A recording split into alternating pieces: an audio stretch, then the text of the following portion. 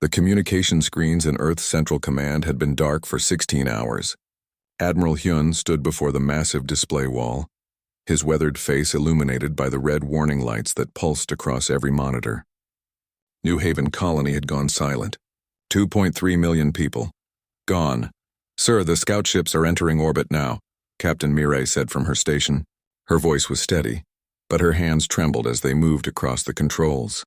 She had family on New Haven, a sister, 2 nephews. Hyun nodded slowly. He had seen wars. He had seen ships burn and cities fall. But something about this silence felt different. Worse, the colony's automatic systems should have been broadcasting. The weather satellites should have been sending data. The orbital stations should have been responding. Instead, there was nothing. Just empty space where a thriving world had been. The first images came through. Mireille gasped. Another officer turned away from his screen. Someone in the back of the command center started crying. New Haven's capital city had been turned to glass. The heat had been so intense that the buildings had melted and fused together into a smooth, reflective surface that stretched for kilometers. The farmlands that had fed 3 neighboring systems were nothing but ash. The forests were gone. The rivers had boiled away, leaving only dry cracks in the scorched earth. "Get me a survivor count," Hyun said quietly. The silence that followed told him everything. "Sir, there are no life signs on the planet," the scanning officer reported. His voice cracked. "Nothing. Not even bacteria. Whatever they used, it sterilized the entire surface." Hyun closed his eyes. 2.3 million souls, gone in an instant. What about the orbital stations? "Destroyed, sir. Debris patterns suggest focused energy weapons. Military grade. This wasn't an accident or a natural disaster." Mireille pulled up the data. This was an attack. The command center fell into shocked silence. For 100 years, humanity had spread across the stars. They had met other species. Some friendly, some neutral, some cold. But there had been treaties, agreements. The Galactic Council had rules about warfare, about civilian populations, about colonies. Someone had broken those rules. Someone had murdered an entire world. "Do we know who?" Hyun asked. Mireille's fingers flew across her console. "I'm analyzing the weapon signatures now. The energy patterns match." "Oh no." She looked up at Hyun, her face pale. "It's the Vath Collective, sir." The Vath. A militant species from the far side of the Orion Arm. They had been aggressive in trade negotiations, hostile in diplomatic meetings, but always just barely on the right side of the law. They had ships. They had weapons. But they had never done anything like this. Why would they attack New Haven? Someone asked. "We've barely had contact with them." "That's what we need to find out," Hyun said. He turned to his communications officer. "Get me Earth Command, and find out if there were any survivors off-world." 3 hours later, they found one. Doyen, a young agricultural engineer who had been on a supply run to a neighboring system when New Haven died. He sat in the debriefing room staring at nothing, his hands wrapped around a cup of cold coffee. "I was supposed to be home that day," he said softly. "My shuttle was delayed. Mechanical problems. I complained about it. I was angry." He laughed, a broken sound. "A broken fuel pump saved my life." Mireille sat across from him, recording everything. "Doyen, I know this is hard, but we need to know everything you can tell us. Did New Haven have any conflicts with the Vath?" "No, nothing. We barely knew they existed." Doyen looked up, his eyes red. "We were farmers, scientists. We had families, children. We weren't soldiers. We weren't a threat to anyone. Did you see anything unusual before you left? Strange ships? Warnings?" "Nothing. Everything was normal. People were happy. We had just finished the harvest. Best yield in 5 years." His voice broke. They were celebrating. The recording ended. Mireille saved the file and walked back to the command center where Hyun was reading reports from the Galactic Council. His expression grew darker with each page. "What do they say?" she asked. "They urge restraint. They want diplomacy. They suggest an investigation that could take years." Hyun threw the datapad down. "They want us to be patient while 2 million graves sit empty." "What about Earth Command?" Hyun pulled up a classified document. His security clearance was one of the highest in the fleet, but even he was surprised by what he was reading. "They're invoking Article 7. Mireille felt her blood run cold. Article 7 of the Colonial Protection Act had never been used. It had been written 200 years ago after humanity's near extinction during the AI wars. It was a last resort. A line in the sand. A promise that if any human colony was ever destroyed by an outside force, Earth would respond with everything it had. Everything. How many ships are we talking about? Mirai asked. Hyun looked at her with tired eyes. All of them. Every ship in the reserve fleet. Every mothballed warship we've kept in storage for the last century. Every vessel that can mount a weapon and travel faster than light. That's impossible. The logistics alone. 700,000 warships, Captain. That's the number I'm seeing. Hyun pulled up another screen showing Earth's orbital shipyards. Already thousands of automated systems were activating. Ships that had been dark for decades were powering up. We've been building them for 200 years. Mirai. Building them and hoping we'd never need them. The galaxy doesn't know we have this many ships. No, they don't. We kept them in reserve. In storage. Classified above top secret. The Vath certainly don't know. Hyun's voice was hard. But they're about to learn. Orders began flowing through the command network. Across Earth's orbital ring, massive hangar doors were opening. Ships emerged into the sunlight, their hulls dark and cold from decades in storage. But their reactors were warming. Their weapon systems were coming online. Their crews were being recalled from civilian life. In the shipyards, Director Yoonji watched the mobilization with awe and horror. She had spent her career maintaining the reserve fleet, knowing it might never be used. Now every ship under her care was being prepared for war. Her crews worked in shifts around the clock, checking systems, loading ammunition, installing updated computers. How long do we have? Her assistant asked. Earth Command wants the first battle group ready in 2 weeks. The full fleet in 3 months. Yoonji looked at the numbers scrolling across her screen. Hundreds of thousands of ships. Millions of personnel. It was the largest military mobilization in human history. We'll need to automate everything. Use AI assistance. Even then, it's going to be close. Back in Central Command, Hyun received the final authorization. The order came directly from Earth's government, signed by representatives from every nation, every colony, every territory. It was unanimous. Humanity was united in a way it hadn't been since the AI wars. The message was simple. Prepare for retribution. Hyun looked out at the growing fleet. Ships as far as sensors could detect, thousands becoming tens of thousands becoming hundreds of thousands. In the darkness of space, their running lights created new constellations, patterns of light that spelled a message for anyone watching. Humanity had been tested. A colony had been destroyed. 2 million innocent lives had been snuffed out without warning, without mercy, without reason. The Vath Collective had made a terrible mistake. They had attacked a peaceful farming colony thinking humans were weak, divided, unprepared. They had thought wrong. Admiral Hyun activated the fleet-wide communication system. His words would be broadcast to every ship, every station, every human colony in known space. Attention all personnel. This is Admiral Hyun of Earth Defense Command. 16 hours ago, New Haven Colony was destroyed. 2.3 million of our people were murdered without provocation. The Galactic Council urges patience. They ask for diplomacy. They counsel restraint. He paused. We reject their counsel. Article 7 is now in effect. The reserve fleet is mobilizing. We will find those responsible. We will demand justice. And if justice is denied, we will take it. The transmission ended. Across human space, millions of people watched their screens in shock and grim satisfaction. The sleeping giant had been awakened. And it was very, very angry. In the darkness beyond Earth's orbit, 700,000 warships prepared for the longest journey they would ever make. Toward the Vath home systems. Toward vengeance. Toward a reckoning that would change the galaxy forever. Fleet Admiral Jinho stood on the observation deck of the flagship Indomitable, watching the greatest military force in galactic history take shape before his eyes. Ships stretched in every direction, so many that their running lights blurred together into rivers of light. 700,000 warships. The number still seemed impossible even as he looked at the evidence with his own eyes. Sir, the Galactic Council is requesting another meeting, his aide said nervously. Tell them I'm busy, Jinho replied without turning around. This was the 3rd time today. The council was panicking. Ambassador Taejin had sent reports of the chaos in the diplomatic chambers. Species that had barely acknowledged humanity's existence were now demanding answers. How had Earth built such A fleet in secret? Where had they found the resources? Why had they hidden their true military strength? The answer was simple. Humanity had learned its lesson 200 years ago during the AI wars, when they nearly went extinct. Never again would they be caught unprepared. Never again would they be defenseless.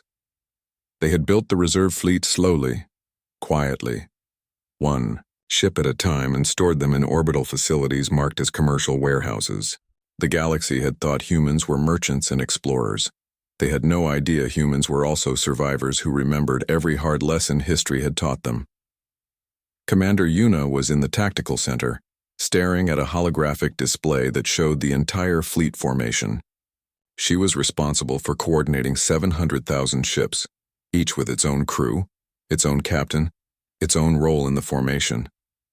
It was a logistical nightmare that would have been impossible without artificial intelligence assistance. The Thousand Suns formation is complete in sectors 1 through 40, her assistant reported. Sectors 41 through 60 are still positioning.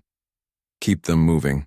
I want every ship in formation before we leave Sol's system. Yuna zoomed in on a cluster of ships that were drifting slightly out of position.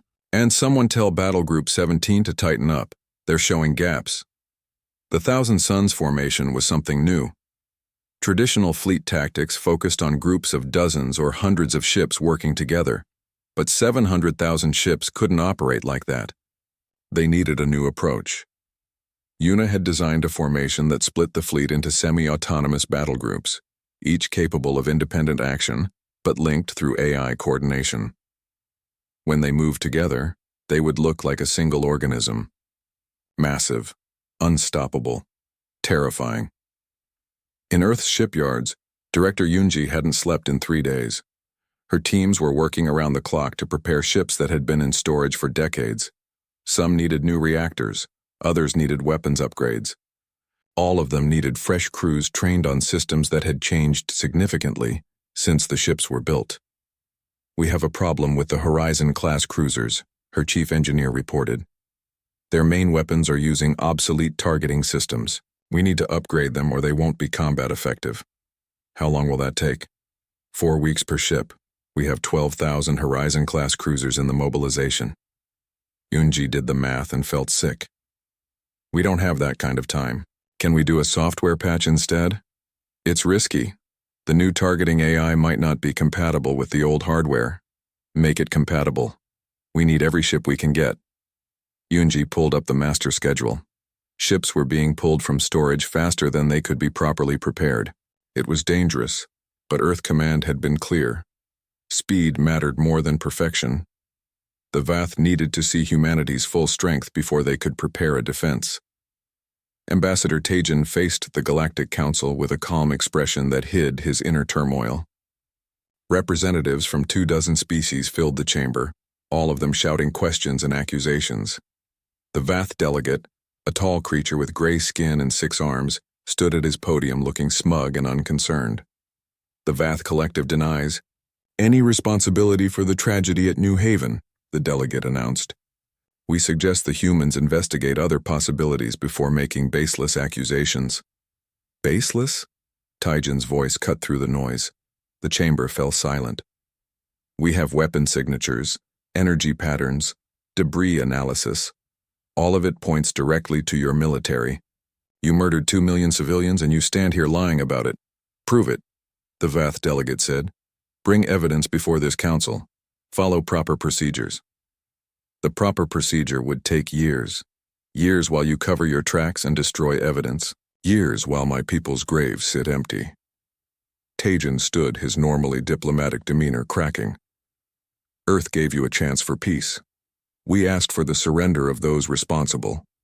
We offered to negotiate. You called us soft. You called us divided. You laughed. Because you are soft, the Vath delegate sneered. Your species talks about peace and cooperation. You have no stomach for war. You will protest and complain, and eventually forget, like you always do. Tajin smiled. It was not a pleasant expression. You're about to discover how wrong you are. Earth rejects the Council's call for restraint. We invoke our sovereign right to defend our colonies, and I have been authorized to deliver a final message. He pulled up a holographic display showing the massive fleet forming around Earth. The assembled delegates gasped. Withdraw from all human territories immediately. Surrender those responsible for the New Haven massacre, or face the consequences. The Vath delegate stared at the image. His smug expression faltered. That fleet is a fabrication. Propaganda. Humans don't have that kind of military power. You'll find out soon enough, Tajin said quietly. This meeting is over. He walked out of the chamber while chaos erupted behind him.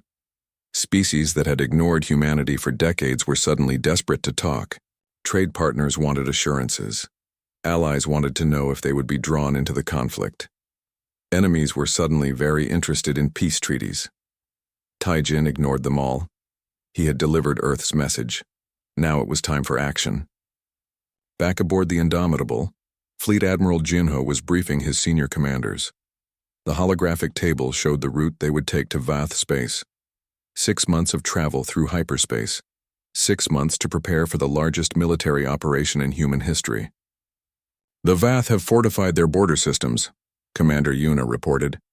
Intelligence suggests they're positioning their main fleet here, at the Kalter system. They're expecting us to hit them there first. So we won't, Jinho said. We'll bypass Kaltor and strike directly at their supply lines here and here, cut off their logistics before we engage their main force. That's aggressive, sir. If they catch us in transit, they won't.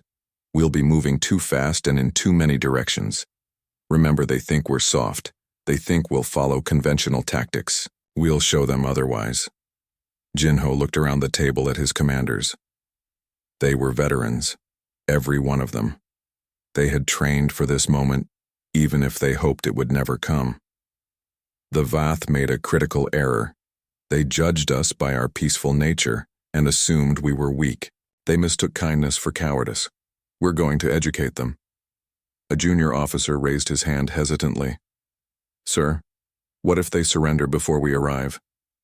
Then we'll accept their surrender and bring their leaders to trial. Jinho's expression hardened. But I don't think they will. The Vath culture values strength above everything. They see negotiation as weakness. They'll fight because their pride won't let them do anything else. And if they fight, then we'll show them what human strength really looks like. The briefing ended. Commanders returned to their ships. Across the fleet, personnel were boarding vessels, checking systems, running drills. Most of them had never seen combat. They were reserve crews, civilians who had trained for this possibility but never expected it to happen. Now they were being called to war. In one of the troop transports, young soldiers gathered to watch the news feeds from Earth. The planet was united in a way it hadn't been in generations. Peace protesters who had spent years campaigning against military spending were now standing beside veterans, holding candles for the lost souls of New Haven. Political rivals who had spent decades arguing were now shaking hands and promising cooperation. The attack had done what nothing else could. It had reminded humanity that despite their differences, they were one species, one people, one family. And family protected family. The Vath Collective's response to Earth's ultimatum came 3 days later. It was brief and dismissive. The Vath Collective does not negotiate with lesser species.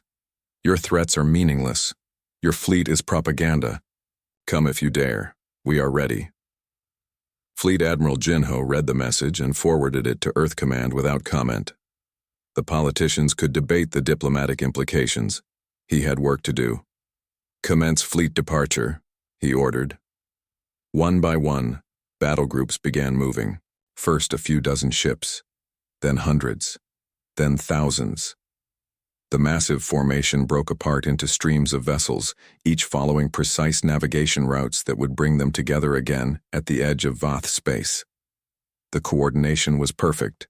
700,000 ships moving in harmony, their courses calculated by AI systems working in concert with human intuition. From Earth's surface, people watched the sky light up as the fleet departed. The ship's engines were bright enough to be seen in daylight, creating streaks of light that crossed the heavens like falling stars in reverse. Lieutenant Sora sat in her fighter's cockpit, staring at the endless stream of ships surrounding her. 3 months into the journey and the scale of the fleet still took her breath away. She had been a test pilot before the mobilization, flying experimental craft for a civilian aerospace company. Now she was part of the largest military operation in human history, and the responsibility terrified her. Blue Squadron, this is Control. Time for another formation drill. The voice crackled over her helmet comm. Sora sighed and powered up her fighter's engines. They ran drills constantly. Every day, multiple times per day. The commanders wanted the fleet razor sharp when they arrived at Vath space. No mistakes. No hesitation. Just perfect coordination across 700,000 ships. Her squadron formed up around her. Pilots from 5 different countries speaking 3 different languages as their first tongue, but all of them fluent in the standard military comm protocol. That was something people didn't understand about Earth's military. It wasn't unified by language or culture or government. It was unified by purpose. Blue 2, you're drifting, Sora called to the pilot on her right. Tighten up. Sorry, Blue Leader. These old fighters handle differently than what I trained on. Sora understood. Most of the fleet was using older equipment pulled from storage. The newest, most advanced ships had been kept in active service. The reserve fleet was full of vessels that were 30, 40, even 50 years old. Reliable but not cutting edge. It didn't matter. Quantity had a quality all its own, and humanity had quantity in overwhelming measure. In the medical bay of the hospital ship Mercy's Dawn, Dr. Junho was training his staff for mass casualty scenarios. Rows of empty beds stretched before them, waiting to be filled with wounded from a war that hadn't started yet. The Vath use plasma weapons primarily, he explained to the assembled doctors and nurses. The wounds are going to be severe. Deep tissue damage, nerve destruction, extreme pain. We'll need to prioritize based on survival probability, not severity of injury. A young nurse raised her hand. Sir, what about psychological trauma? If the casualties are as high as projected, we'll deal with that too. I've requisitioned additional counselors and therapists, but first we keep people alive. Mental health comes after physical survival. Junho pulled up holographic images of Vath weapon effects on human tissue. Several nurses looked away. Study these. Know what you're looking for. The better prepared we are, the more lives we save. The ship's intercom chimed. Dr. Junho, report to communications. Priority message. Junho left his team to study the medical files and headed to the comm center. A message had come through from Earth Command. New intelligence about Vath military capabilities. Their ships were fast but lightly armored. Their weapons were powerful but short-ranged. They relied on aggressive tactics and overwhelming firepower in close quarters.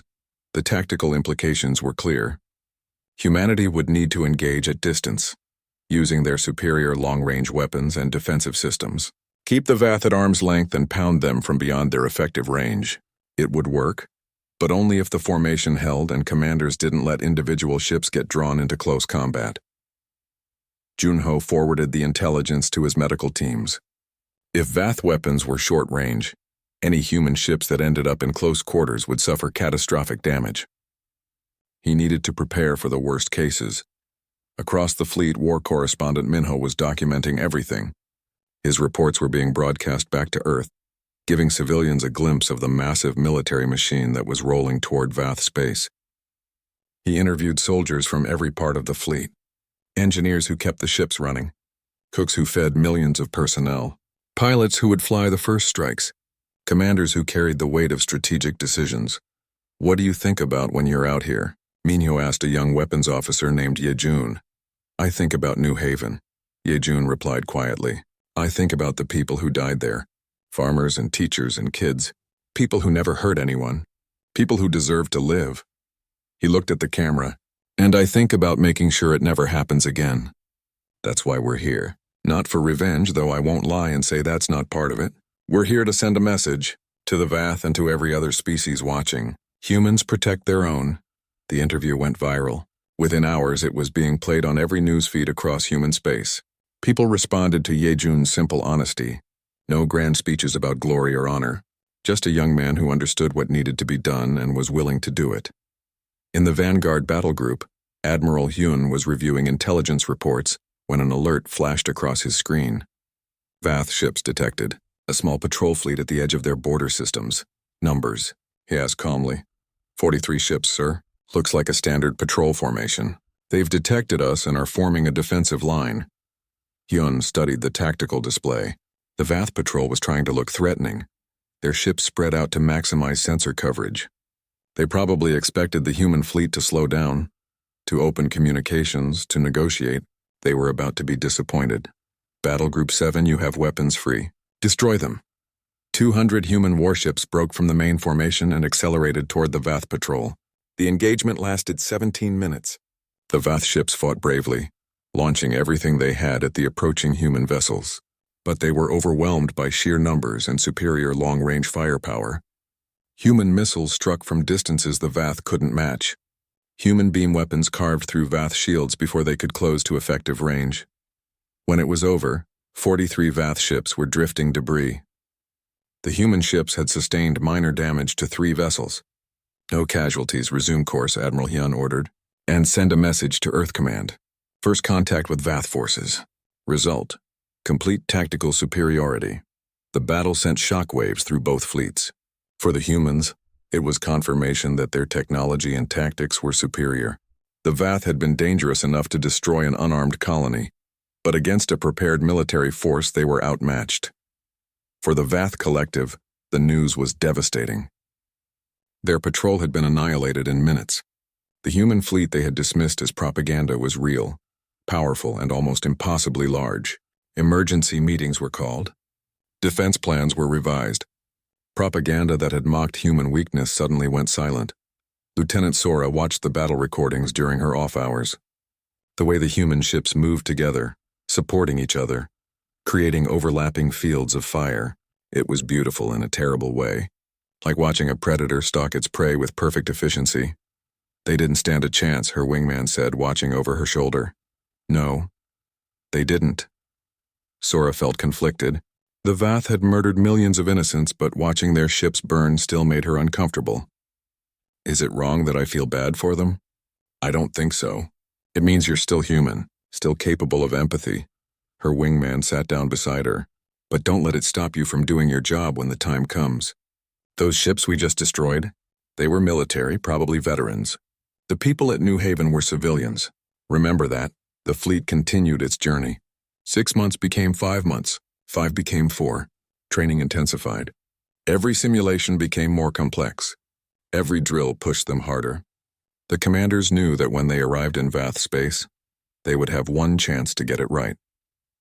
There would be no time for practice or second attempts. Admiral Hyun gave a fleet-wide address at the 4-month mark. His image appeared on every screen across 700,000 ships. To all personnel, we have been traveling for 4 months. We have 2 months remaining until we reach Vath space. I want each of you to understand what we're doing and why. We are not conquerors. We are not invaders. We are defenders of human life. The Vath Collective destroyed New Haven. They murdered 2 million innocent people.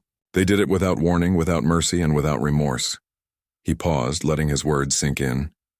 When we arrive in their space, we will give them one final chance to surrender, to turn over those responsible for the massacre, to accept justice peacefully. I believe they will refuse. The Vath culture values strength above all else. They see compromise as weakness. So we will show them strength. Not the mindless aggression they value, but the disciplined application of overwhelming force in defense of our people. Another pause. Some of you will die in the coming battles. I cannot promise otherwise. War has costs and we will pay them, but I can promise that your sacrifice will mean something. Every Vath ship we destroy, every base we capture, every system we secure sends the same message to the galaxy. Humanity will not be victimized. Our colonies are protected. Our people are valued, and anyone who harms us will face consequences they cannot imagine. He straightened, his voice becoming firm. We do not fight for conquest. We do not fight for glory. We fight so that no human colony ever goes silent again. Remember New Haven, honor their memory, and let's finish this mission. The transmission ended. Across the fleet, millions of personnel sat in silence, processing what their commander had said. Then in ships scattered throughout the formation, someone started clapping. Others joined. Within minutes, the applause was universal. Not celebration, but acknowledgement, understanding, unity. The first strike hit 3 Vath systems simultaneously. Captain Mirai commanded a battle group of 15,000 ships that descended on the Vath military shipyard at Rexor Prime. Intelligence had identified it as a major construction facility where the Vath built their larger warships. All ships maintain formation. Target the orbital platforms first, then the shipyards themselves, Mirai ordered calmly. The Vath defenders scrambled to respond. Their ships had been on patrol patterns, spread throughout the system. They weren't expecting an attack of this scale or precision. By the time they formed a defensive line, human missiles were already impacting their orbital defenses. Mirai watched the tactical display as her battle group executed the attack plan perfectly. Long-range missiles took out the defensive platforms. Medium-range beam weapons disabled the shipyard's power systems. Close support craft swept in to ensure complete destruction of construction facilities. Within 2 hours, Rexor Prime's shipbuilding capacity was reduced to 0. Casualties? Mirai asked. Minimal, ma'am. 3 ships with moderate damage, no losses. Good. Set course for the next target. Across Vath space, similar scenes played out. Human battle groups struck supply depots, communication hubs, military bases, and production facilities with devastating efficiency. The Vath defenders fought hard, their ships aggressive and their crews brave. But they were fighting a losing battle against overwhelming numbers and superior coordination. Fleet Admiral Jinho watched the battle reports from his command ship. The first phase of the operation was proceeding exactly as planned. The Vath military infrastructure was being systematically dismantled. Their ability to resupply, reinforce, or coordinate their forces was degrading by the hour. Status of the Vath main fleet? He asked. Still positioned at Kultor system, sir. They're waiting for us to attack there. Let them wait. By the time we get to Kultor, they'll be isolated and cut off from everything. Commander Yuna, proceed to Phase 2. Commander Yuna activated the next set of orders. 20 battle groups totaling almost 100,000 ships began moving toward the Vath communication network. The Vath used a series of relay stations to coordinate their military forces across their territory. Take out those relays, and their fleet would be deaf and blind.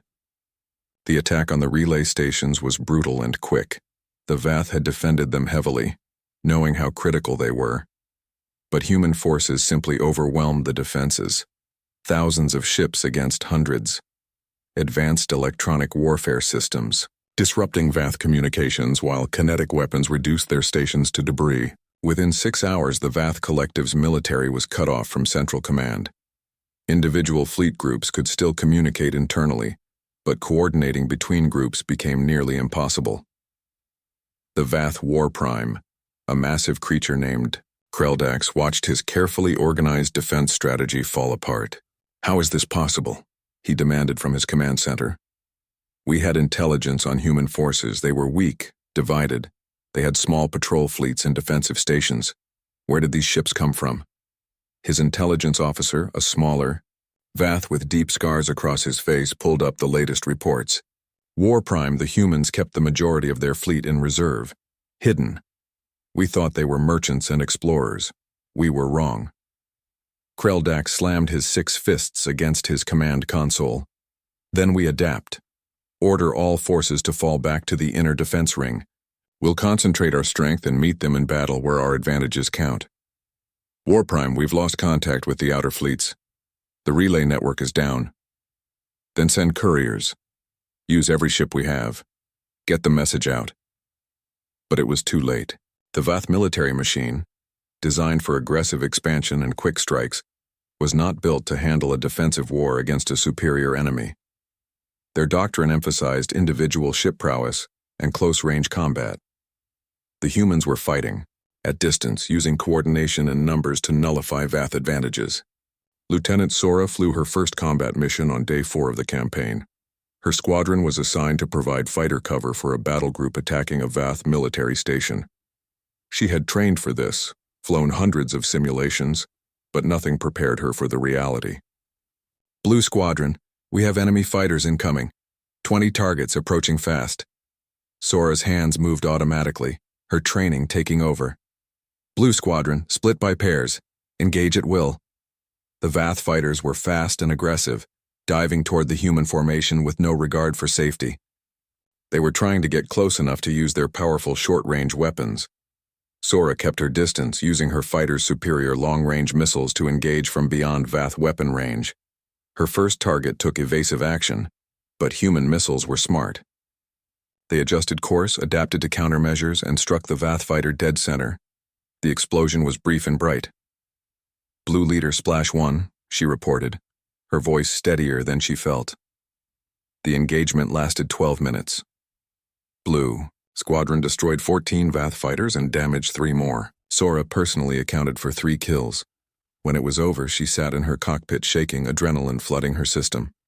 "Good work, Blue Squadron," the carrier controller said. "Return to base for debriefing." Sora guided her fighter back to the carrier, her mind replaying the battle. She had killed people today. Enemy combatants, yes. Soldiers who would have killed her given the chance, but still people. Living beings with thoughts and dreams and families. Her wingman's voice came over the private channel. "You okay, Sora?" "I don't know. I guess I will be." That's all any of us can say. By day 10, the Vath were retreating toward their core systems. The human advance was relentless. Battle groups leapfrogged each other, attacking, withdrawing to resupply, then attacking again. The Vath had no time to recover or reorganize. Every time they tried to form a defensive line, human forces would bypass it and strike at their supply lines, forcing them to retreat again. War Prime Kreldax finally consolidated his forces at Vath Prime, the homeworld of his species. He had managed to gather almost 300,000 ships from various fleets in defensive positions. It was the largest concentration of Vath military power ever assembled. "This is where we make our stand," he told his commanders. "They may have more ships, but we're defending our home. We know the system. Every asteroid, every planet, every orbital path, use that knowledge, make them pay for every meter of space." The Vath prepared their defenses, orbital weapons platforms, minefields, fighter squadrons ready to launch, every ship positioned to maximize defensive fire. If the humans wanted Vath Prime, they would have to take it by force. Fleet Admiral Jinho studied the intelligence reports on Vath Prime's defenses. It was impressive. The Vath had clearly learned from their earlier defeats and concentrated everything they had left in one final defensive position. "Recommendations?" he asked his staff. Commander Yuna pulled up a tactical simulation. "We could siege them, cut off their supplies and wait them out. That would take months, maybe years, and it would give them time to rebuild their fleet." Jinho shook his head. "No, we end this now. Full assault. 200,000 ships in the first wave, another 200,000 in reserve. Sir, casualties will be significant. I know. But it's necessary. The Vath culture respects strength. If we defeat them decisively, they'll surrender. If we try to starve them out, they'll fight forever." Jinho looked at the tactical display showing Vath Prime. "We came here to end this war. Let's end it." The battle for Vath Prime began on day 14 of the campaign. 200,000 human warships entered the system in perfect formation. The Vath defenders launched everything they had. Fighters swarmed out from carriers. Missiles filled the space between the fleets. Energy weapons created a web of deadly light. The human formation absorbed the attack and kept coming. Ships were hit. Shields failed. Hulls breached. But for every human ship damaged, 10 more moved forward to take its place. The sheer scale of the human fleet was overwhelming. Captain Mirai's battle group was in the first wave. Her ships took heavy fire from Vath orbital platforms, but they stayed in formation and returned fire with precision. One of her cruisers took a direct hit from a Vath dreadnought, its shields collapsing and hull fracturing. But the ship next to it immediately moved to cover, firing a barrage that disabled the Vath dreadnought. "This is what we trained for," Mirai told her crew. "Hold formation. Trust your wingmen. We will get through this." In his fighter, Lieutenant Sora was part of the second wave. She watched the first wave engage and saw ships dying on both sides. The scale of the battle was beyond anything in recorded history. Hundreds of thousands of ships fighting across millions of kilometers of space. "Blue Squadron, launch," came the order. Sora's fighter catapulted into space, immediately forming up with her squadron. They dove toward a cluster of Vath fighters that were harassing a human cruiser. The Vath pilots were good, experienced, fighting with the desperation of defenders who knew they were losing. Sora's squadron worked together, using the tactics they had practiced for months. Overlapping fields of fire, mutual support, never letting themselves get isolated where Vath close-range weapons could be effective. It was brutal and exhausting, but it worked. Dr. Junho's medical bay was overwhelmed within the first hour.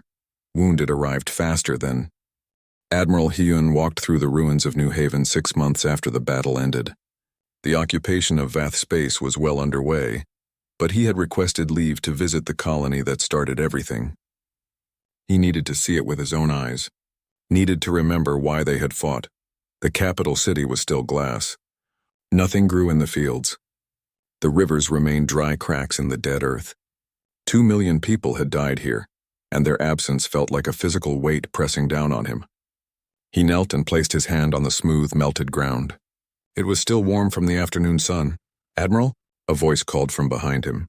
He turned to see Doyen, the agricultural engineer who had survived the attack.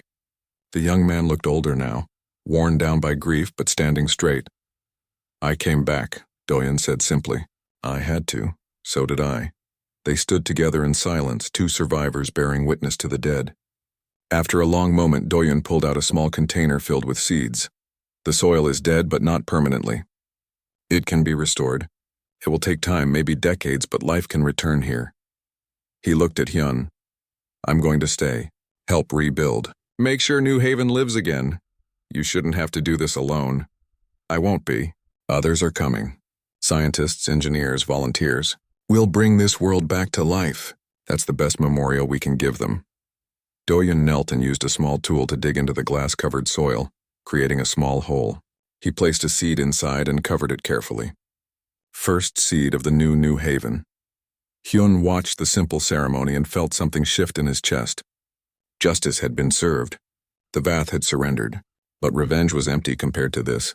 One man planting a seed in dead soil, refusing to let death have the final word. "I'll make sure you get all the support you need," Hyun promised. Back in Vath space, Governor Jiwon was dealing with the complications of occupation. She had been appointed by Earth Command to oversee the reconstruction of Vath civilization. It was a massive undertaking made more difficult by the Vath themselves, who struggled to accept their defeat. "Governor, we have another protest at the food distribution center," her assistant reported. Jiwon sighed. The Vath were proud, and accepting aid from the species that defeated them was humiliating for many. But they had no choice. Their infrastructure was destroyed. Their production facilities were ruins. Without human assistance, millions would starve. "Double the security, but tell our people to use restraint. The Vath are angry and hurt. We don't need to make it worse."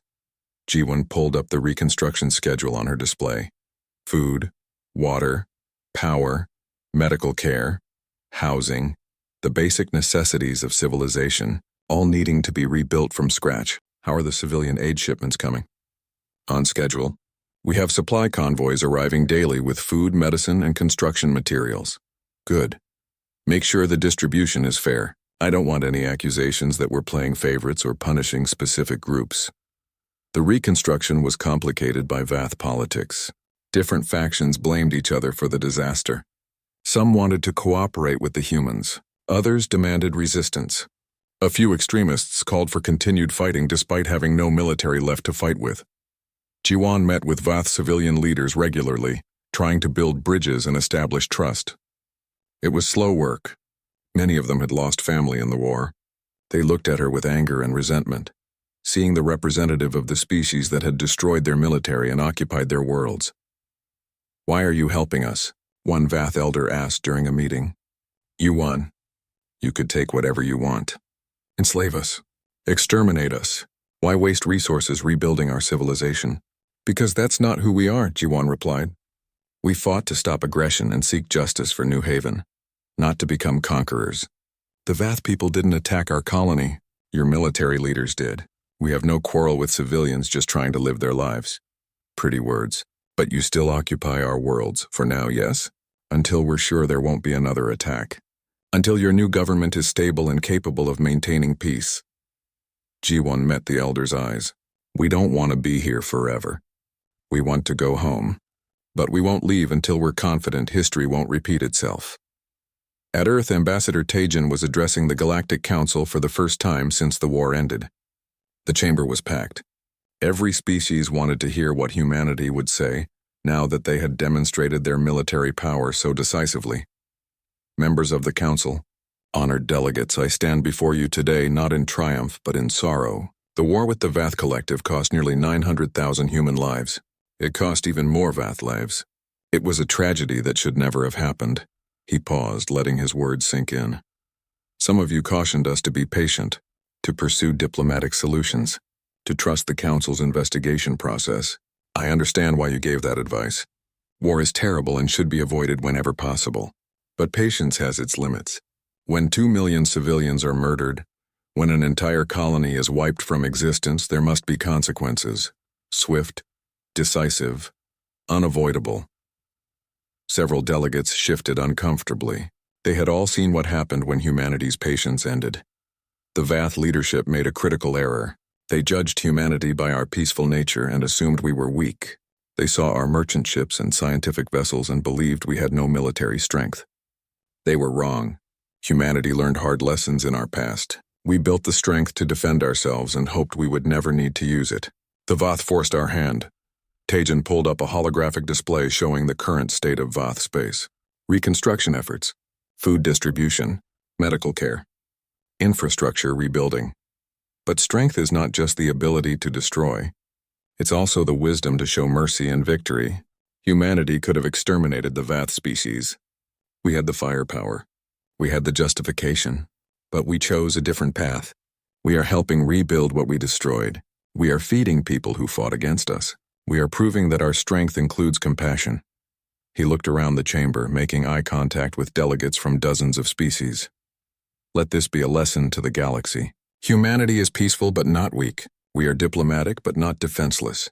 We prefer cooperation, but we are capable of overwhelming force when necessary. Any species considering aggression against human colonies should remember what happened to the Vath. Remember that we have 700,000 warships. Remember that we have the coordination and will to use them. And remember that we prefer peace, but we are very, very good at war. The chamber fell silent. The message was clear. Humanity had revealed itself as one of the most powerful military forces in the galaxy. And they were willing to use that power when pushed. But, Tejan continued, his voice softening, we also extend friendship to all peaceful species. Earth is open to trade, cultural exchange, scientific cooperation, and mutual defense agreements. We want to be partners with the galaxy, not its conquerors. The choice of how we interact is up to you. He sat down. The Galactic Council erupted in discussion. Some species immediately requested meetings to establish stronger ties with humanity. Others withdrew, reconsidering their positions. A few began to organize a coalition of species worried about human military dominance. The galaxy's balance of power had shifted. Humanity was no longer the minor species that could be ignored or dismissed. They were a major player, demanding respect and getting it. Back on the hospital ship Mercy's Dawn, Dr. Junho was finally getting some rest. The immediate crisis was over. The wounded had been treated. The dead had been honored. His staff was exhausted but proud of their work. They had saved thousands of lives during the battle and in the months since. "Doctor, you have a visitor," a nurse informed him. Junho looked up to see Lieutenant Sora standing in the doorway of his office. She looked tired but whole, which meant she had survived the fighting. "Lieutenant, what can I do for you?" "I wanted to thank you, and your staff. You saved my wingman's life after he was hit during the battle for Vath Prime. He's recovering well now." "That's good to hear. We tried to save everyone we could." Sora hesitated, then spoke quietly. "I killed a lot of people during the war. Enemy pilots, maybe crew on ships I helped destroy.